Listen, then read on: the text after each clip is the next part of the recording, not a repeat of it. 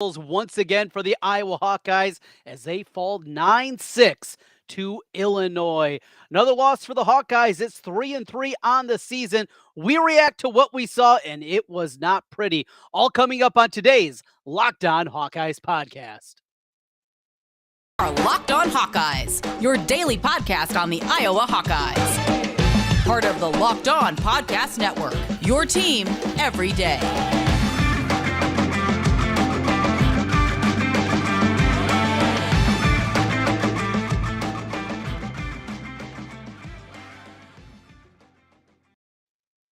Welcome back once again. This is the Locked On Hawkeyes podcast. I'm Trent Condon, and thanks for making Locked On Hawkeyes your first listen each and every day. Available wherever you get podcasts. You can also find us on YouTube as we record here in the wee hours of the morning after Iowa falls to Illinois. 9-6 the final here. 2 field goals is all the offense could muster here this week. A lot of opportunities and a lot of misses.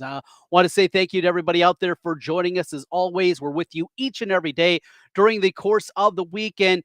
Gave myself a little time to cool off a little bit, collect my thoughts, and look back at that one, which was an all-timer. I mean, this will be remembered for a lot of bad reasons, unfortunately, in Hawkeye fandom right now. It was as ugly as you'd anticipate when you look at the final score. Ineptitude all over the place, and so many different directions that we can go certainly right now. So let's get into it right at the top, and so many different directions to go. But let's start with, I think, the one that is dominating the conversation, and that is the Ferences, Baby Huey and Kirk, and the ability for Kirk Ferentz to be objective at this point. So David Eichel, after the game, beat reporter 24/7 Sports with Hawkeye Insider, he asked the question and laid out just how bad this is, and it's hideous. I mean, there's no two ways about it. This has been about as bad as you can anticipate from Iowa football, but the question was laid out there, just how bad this has been. And again, would you look at making some staff changes here with the bye week upon us? This is something that does happen in big boy football. They do play in the Big Ten, even as bad as it looks. Yes, this is still a power conference team, even as bad as it looks. And it's a fair question for David to ask. And Kirk got defensive. And Kirk got defensive because it's his son. Look, if there was another staff member that was being questioned like Brian Ferentz currently is, we would not be dealing with the exact same thing. We would not be talking about this in the same realm. It would be a completely different circumstance at this point in time. Instead, we get this as a response. He talks about last year. We won 10 games. And he goes this big picture. We've won a lot of games since 2015. And then the condensation from Kirk Ferentz to say to David Eichel, who has been on the beat, who has been there, that was at every game a year ago. Oh, we won 10 games last year. Don't know if you knew that. The condensation, it needs to stop. Kirk, this is a bad look. And for all the goodwill that you created once again last year and getting Iowa to the championship, was it pretty? No, it was bad. And that championship game against Michigan, we know it didn't go well. There were missed opportunities in that one. And you drug that corpus of an offense to a championship game. That's a win. The close games went their way. They found a way. They were able to do it with smoke and mirrors, but ultimately they did it. Bill Parcells, you are what your record says you are. Well, your record since then, and since that big moment a year ago, remember, this team was ranked second in the country a year ago. And here we are now 7-7. In those 14 games, 6 times, they've scored 7 points or less. This is not just a bad run. This is so much deeper. This is so much more difficult than I think Kirk realizes. And to have that condensation and to come back in that fashion, it's not just about wins and losses. And what it was, that was one thing, but it's not. You're 7-7. My response, if I was David or anybody that was there, would have been, yeah, you won 10 games last year. You also lost 4, and you got blown out in 3 of them. And the other one is one that you inexplicably let get away in the bowl game against Kentucky. You got blown out by Purdue. You got blown out by Wisconsin. You got blown out by Michigan. And each and every one of those reasons that you got blown out is because your offense absolutely stinks. And you got baby Huey over there doing God knows what. You're an offensive coordinator. An offensive coordinator, the job title, it says it right there. Coordinate. Coordinated offense. And if your offensive line's struggling, you find a way. If you're struggling at the wide receiver, you find a way. And if your quarterback stinks, you find a way. Well, all those things are true right now for this Iowa team. They have problems. We get it. They had problems a year ago. But to look there and just go to this condescending tone, it's unthinkable. You got Spencer Petras up there as he has every single time. Look, you guys have heard, and if you're new to us, I have never been 3 years a Spencer Petras fan. I was baffled when he was just handed the job after the graduation of Nate Stanley, something we've never seen for a quarterback at the University of Iowa in Kirk Ferentz's 24 years. I was baffled when that happens, and then we've seen the play over the last 25 games. It's been brutal. I mean, it's been absolutely brutal to watch him try to play quarterback. He's not good. But yet they trot him out there. And to see Spencer Petras up at the podium as always answering questions and recapping what went wrong and said that it sucks scoring 6 points, but then he's also getting choked up. He's getting choked up and you can see the emotion hitting him. He knows he's not good enough. He knows that the way that this offense is set up, they're just not going to be able to do enough. And yet he's up there answering the questions. And you feel bad for him. You feel bad because Kirk continues to trot him out there. Look, this guy, should have never been given the job coming back to this season. And that hogwash that they gave us, that this was an open competition. Alex Padilla, if there was suing for malpractice in football, he would have a great case. This was never an open competition. Again, they were going to give the job to Spencer Petras. And you see Padilla over there, a guy that won football games for you before, a guy that can add an extra element to an offense that is really struggling with his run ability. I don't think Alex Padilla is great, but he's got to be better than this. He has been better than this and what we've seen. We're half a season in, and we're back to the same thing. This offense is terrible, and there are no answers. There's no response. There's nothing they can do in order to have this happen because you don't have a real offensive coordinator. You have a coach's son. You have a guy that was born on third base and thought that he hit a triple. Brian Ferentz does not know how to coordinate. You're in the red zone, and he come up with that stupid end-around play. I mean, how idiotic was that? The tight end screen. You're finally running the football for the first time all game long, and you come up with the tight end screen after Petras had just got rocked. You can't put together a game plan as poorly as we've seen week in and week out from Brian Ferentz. It's all these guys. They're all in together in this, and they all have a degree of problems. Offensive line was not good. Tyler Ellsbury, we were hoping maybe he was going to be an elixir. That has not been the case. But overall, the frustration level, just watching this team, it has been absolutely deplorable game in and game out to see just how ugly this has been. Sending out a quick tweet here, and we'll go live to everybody out there. Let me tweet this out. Apologies for a little bit of a delay. And we got that out there. All right. So back with you here. And hit us up with your comments if you're watching on YouTube right now. Let's start right there. In fact, Brian Long comes in with the first comment of the evening. Brian Ferentz is becoming Scott Frost 2 to 3 mind-boggling play calls a game. It's just what I was saying, Brian. You're exactly right. It is baffling to see what he comes up with and trying to put this together. I say this week in and week out. Why does it have to be so difficult? I just don't get it. I feel bad for Petras. He should have never been in this spot. He should be at Sacramento State right now, being their quarterback. After as bad as that offense was a year ago, to just double down. And that's what Kirk said. Go back to the spring. Kirk Ferentz says they're going to double down on us. What a dumb decision that was, Kirk. Because you doubled down on the wrong horse. You bet on the wrong person. Drop play on 3rd and 15. Yeah, Josh. Oh, that one. That was one of his better play calls, I think, of the night. The offense had a couple of times. This Illinois defense is good.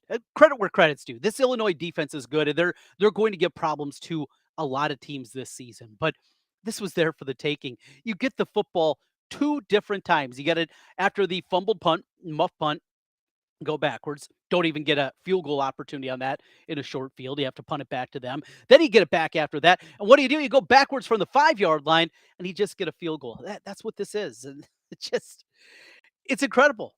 And this is where we are. And the frustrating part about this, is it going to change? Are we going to be at a spot where this is going to be different? I don't think so. And Kirk said it. He's not going to think about making any changes. Are you going to make a change to the quarterback spot? Probably not. I mean, we're 6 games in. This is the worst offense in the country at the Power 5 level, and it's not even close. 130th coming into the week, and they put up 222 yards of total offense. And Keegan, you're exactly right. Keegan says Kirk's press conference is the most frustrating thing every single week. The condensation, it is too much for me. He can't be objective. It's his kid. And he is now owed $42 million. Think of that. $42 million is owed to Kirk after his last contract extension. I mean, that's Gary Barta. It's idiotic. Where's Kirk going? And this is not just a Gary Barta thing. This is athletic directors across the country. We saw Paul Chryst. He was owed $21 million. Paul Chryst wasn't leaving Wisconsin, and they bought it down to 11, but still, he wasn't leaving Wisconsin. Why do athletic directors continue to do this? Can we get a little pushback from these ADs and say enough is enough? If you're Nick Saban, if you're Dabo, if you're one of those guys, that's its own set of circumstances. But for these guys, these middling people, why are we doing this? Mel Tucker's old, $90 million? Jimbo, great game plan tonight. Came out there against a backup quarterback, and they had a shot in that football game. He's owed $90 million, and Kirk Ferentz is owed $42 million. Where's Kirk going? This is 2004. The Jaguars were not calling. And if they were, so be it. There is one thing, though, that can perhaps salvage this. Here's another frustrating part as a Hawkeye fan. I love Kirk Ferentz. I really do. As a football coach of what he's done, maintaining the success and building on some things of what we saw under Hayden Fry. I'm 42. I've known 2 coaches in my life, and I'm scared as a fan that it could very quickly go the other way. It makes me incredibly concerned that this thing could go the other way, and suddenly we're looking at the Alford years, or even worse, the Licklider years that we saw in basketball, because it can happen quickly. And you look at programs across the country and just how quickly it can change on a dime. Absolutely, that can happen. And that's, I think, a part of the concern that is out there. But boy, these kind of responses, the arrogance, it's too much. It's too much. Right there with you, Keegan. A good point there. Let's continue on the comments here. If you're watching us here on YouTube this evening, our reaction podcast is Iowa Falls 9-6 Illinois with 222 yards of total offense. Win the turnover battle 3-1. They turned it over for the first time since against Iowa State on a bad throw on the overthrow with pressure from Petras. I have been a Hawkeye fan for 25 years, and I'm to the point where, sadly, I just don't care. Josh, you bring up a good point, and I'm hearing more and more of this throughout the season because we're all in the same circumstance where we know it's not going to change.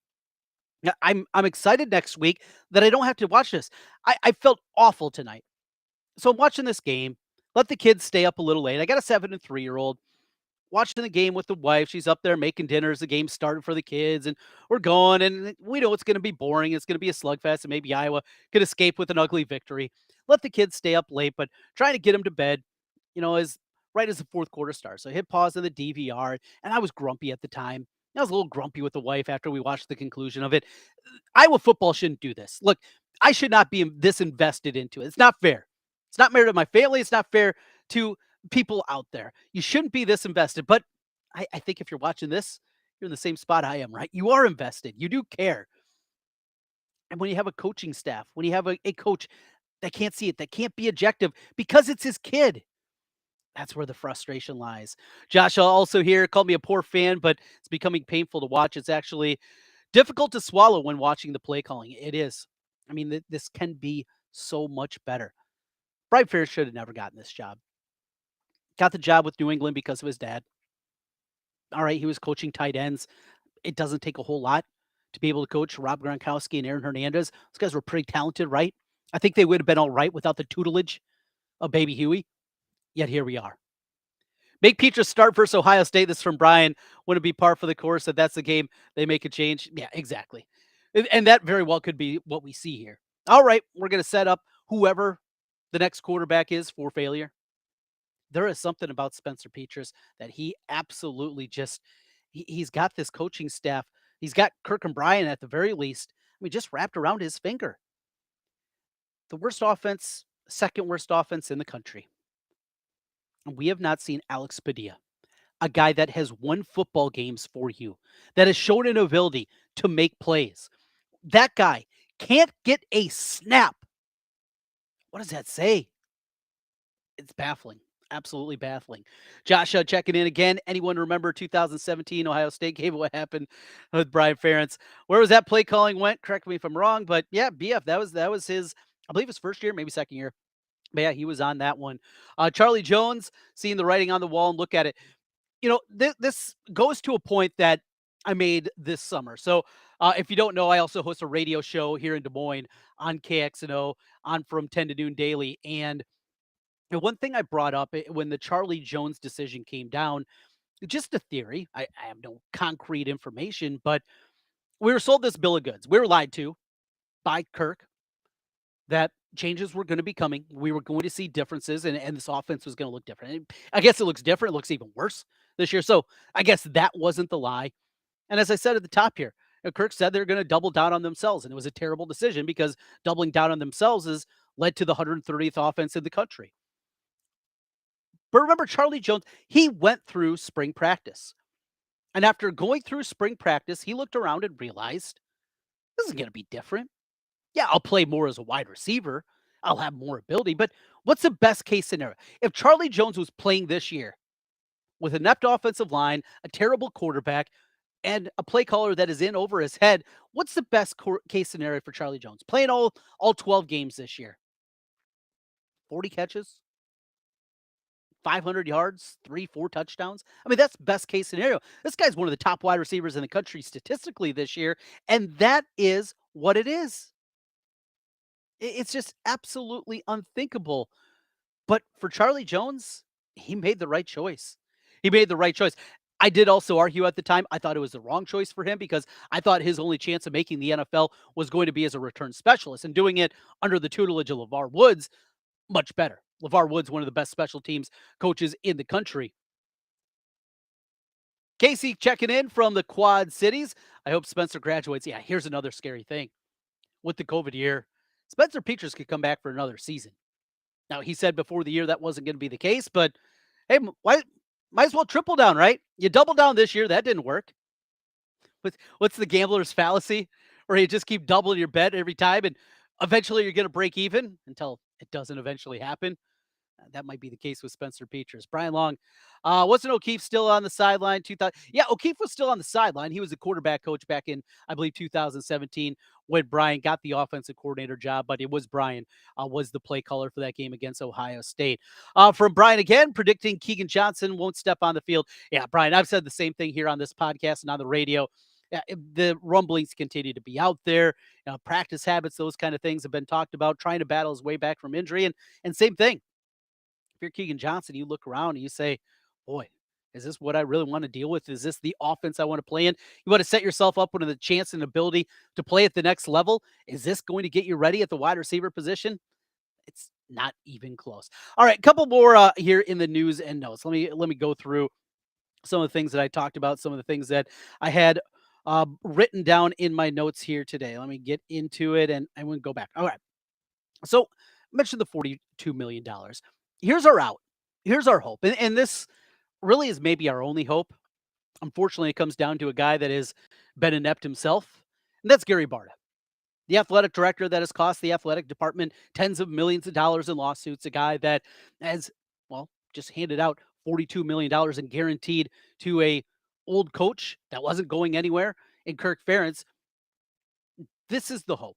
We know that Brian Ferentz, his boss is not Kirk. It's a joke. This was a way to get around the nepotism rules, obviously, that are in place at the university. In place for a reason, by the way. The reason because of what we're seeing right now. This is why nepotism rules are in place, because of this garbage that we see trotted out here. And Kirk can't see just how bad his offense is and how his son is in over his head in this job. This is the reason that these rules are in place. But because of that, Gary Barta is ultimately the boss of Brian Ferentz. Very simple. You want to see a change, you have to hope that Gary Barta, first of all, fires Brian Ferentz. No riding off into the sunset, not taking a job at the NFL, even if it's a lowly assistant, some kind of analyst position, whatever it is, to try to save face. No, he has to fire him and he needs to put the pressure on. And I could very well see Kirk saying, look, if you fire my son, I'm out. All right. If you're going to retire, that money's not going to be guaranteed then. I mean, that is our only out at this hope. Do we believe that Gary Barta has the ability to do that? No. Unfortunately, that's not the case. I mean, he's a serval man. He's obscurus. He's just there's not a whole lot to him. And to think that he is going to be that calculated, the ability to make that happen, I, I I just can't see it. I just can't see it. And I don't want this to be the way that this comes to a conclusion for Kirk Ferentz. He's meant too much to this athletic department. But going back, even when Brian was initially brought onto the staff, 9 years ago now, this was always the concern. This is the reason for it. Yet here we are. A couple more questions here. Let's continue. Keegan with a response. The loss of Doyle, I think, has been part of the downfall with the offensive line. I think that's a part of it. I think you can at least make that argument. The other part that I would look at, though, is the youth that they're playing with up front. You go back. Now, first of all, the Iowa offensive line has been one of the more overrated positions over the last 2 decades. Go back to the team that was honored a week ago in Kinnick Stadium, the 2002 team. That was, bar none, the best offensive line of the Ferentz era and maybe of Iowa history. Just how good those 5 guys were up front, really 6 guys up front, how good that group was. But you look back, and I would say maybe outside of the 2008, 2009 offensive lines, it's been a lot of individual pieces like Tyler Linderbaum and Tristan Wirfs and Riley Reef, and we can play this game and we can go down the road Brian Bulaga for a long, long time. The individual pieces have been fine, but that continuity just hasn't been very good over the last 20 years. There has been all kinds of issues there. But Iowa now is out without upperclassmen. And Young wasn't able to go tonight, which is not a bad thing. He has struggled in his own right throughout his career, but you had all sophomores out there playing, and it showed. I think youth, you can make the Doyle argument. I'm not quite there yet. In fact, these guys are bigger. I don't know. I don't see that being the case because the defense and the defensive front, they're stout, they're strong. It's not like the new coach, the strength and conditioning staff just said, you know what? Everybody gets to lift weights except for the offensive line. I just can't go there quite yet. From Zach, Brian's destruction of Ohio State and USC were beacons of success that kept him on the job for years, unfortunately. Yeah, just pop in those tapes and suddenly you say, hey, look, this guy, he's there. Even bad coordinators can have a good day. Keegan's definitely wanting to leave. That's from RDHV. A lot of that out there. So that's where we are right now. In fact, where I am right now, I need a drink. Because that was absolutely hideous. So where do we turn? Where's the hope? And this is some of the questions in the chats that came in a little bit earlier. Is it's hard to come with some positivity going into a bye week. Is bowl eligibility realistic? Not at this point. I mean, at best right now, they're only favored in 2 of their final 6 games. Right now, they're a 3-touchdown underdog against Ohio State. When that line comes out next Sunday officially, I would guess it's going to be closer to 4 touchdowns. You look at the schedule then after that. So you get the bye week to get ready to get pummeled by the Buckeyes. You're home for Northwestern. You'll be favored in that game against the Wildcats. And then after that at Purdue, we've seen this song and dance. We know Jeff Brom absolutely runs circles, and it's the one guy that Phil Parker, for whatever reason, has not been able to figure out. That's a road game on top of it. Wisconsin, hey, look at that. They make a move, and how quickly that team looks completely different today with Jim Leonard. You think the Hawkeyes, with their success throughout the years against Wisconsin, is going to suddenly find a way to win that one? Come on. In fact, speaking of that Ohio State game, you remember what happened the following week in 2017? Yeah, Brian Ferentz's offense, after scoring 55 against the Buckeyes, they scored, nothing. They had, 66 yards of total offense? 66 yards of total offense against Wisconsin. Bucky's going to be ready. At Minnesota, good luck. We've seen 2 long winning streaks come to an end. Iowa State, now Illinois. First loss to the Illini since 2008. 8 straight wins in the series. You got the long winning streak now against Minnesota. Phil Fleck, that moron, he's going to be dancing around and being a goober, and it's going to be all about him, and it's going to be so annoying. We're going to have to deal with it. We're just going to have to swallow it. And you know what? If he puts it on Kirk a little bit, so be it. Kirk was the one that we thought we'd leave the team timeouts there. Now, you got something coming, Kirk. You be ready. Because Phil Fleck, as much as I hate the guy, he's not going to forget. And if he's got a chance to put another one on you late, He's going to do it. You made your own bed. You made your own bed by hiring your son. And finally, Nebraska at the end. Another winning streak very well could come to an end. Nebraska's not good, but this Iowa team, how they score? How are they going to score? Couple more here. Zach checking in. The biggest thing we lost when Doyle left was grit and toughness. This offensive line is soft. Hey, I'm with you there, Zach. It's nothing but apathy from these guys. Every time they get beat, nobody wants to be a bully anymore. The bullies of the Big Ten. Again, 20 years ago, but where has that gone? Josh, where do you see this heading? I think it's going to be bad. This is going to get really, really ugly. I think we're heading to a place where ultimately Brian Ferentz cannot be brought back. And however that goes, I don't think Gary Barta is going to fire him. Kirk certainly is not going to fire him. But doesn't he have to have enough fortitude and understanding that Brian understands he's got to walk away? He has tarnished his father's reputation already so much with his ineptitude. And now you have another year where you're finishing in 120s, 130s of total offense. You have another season of that. You're just going to go back to the well again, and we got it figured out. This doesn't say Brian doesn't know football. He knows football. There's lots of guys that know football. He doesn't know how to coordinate an offense, though. He is in over his head. Mark, go Hawks.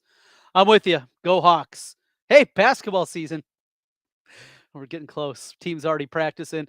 With the bye week here coming up this week, I have a feeling we're going to be talking a whole lot more basketball because it's sad. It's tough. I like Kirk. I respect Kirk, but this has gone in a direction that is untenable at this moment. That's where we are.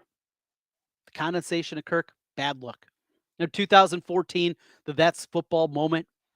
I don't know if this is worse. That press conference after the loss, after they absolutely collapsed and lost for the last time, probably till this year against Nebraska. And he said, that's football. I don't think this is worse, but it really bothered me tonight how condescending Kirk was. Well, we won 10 games. I'm not sure if you knew that. He knew that. You knew that, Kirk. That's just being an a-hole. And at this point, the doubling down, hey, when you're winning football games and he got that old man grit to you, hey, it's all well and good, right?